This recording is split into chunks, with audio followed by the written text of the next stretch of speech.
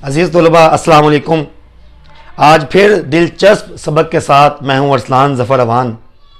आज का हमारा सबक अल्फाज की दुरुस्ती का हिस्सा नंबर 3 है। ये दो अल्फाज आपके सामने लिखे हुए हैं, गाए गाए।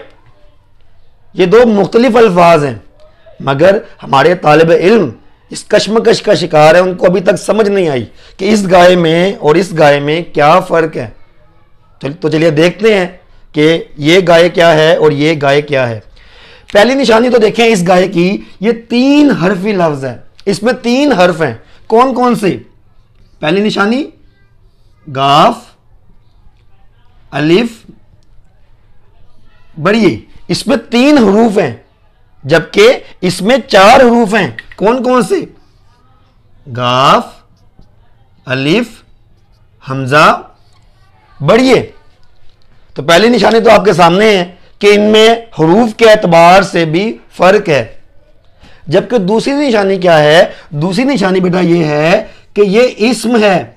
इस्म कहते हैं नाम को, जबकि ये फेल है। फेल कहते हैं काम को।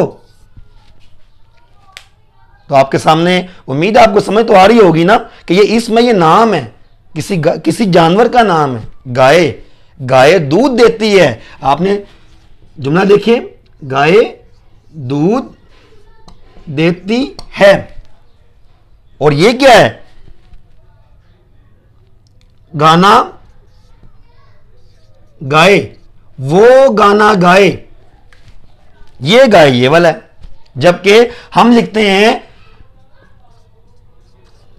गाय दूध देती है, जो कि गलत है।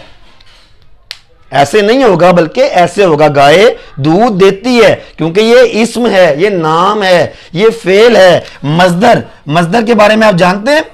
तो चलिए आपको बताता हूं मजदर क्या होता है। मजदर की निशानी बता देता हूं आपको, आपके आसानी के लिए। तारीफ इसकी फिर किसी लेक्चर में इंशाल्लाह करूंगा। मजदर की निशानी ये है आमतौर पर कि इसके आखिर में नून अलिफ ना आता है।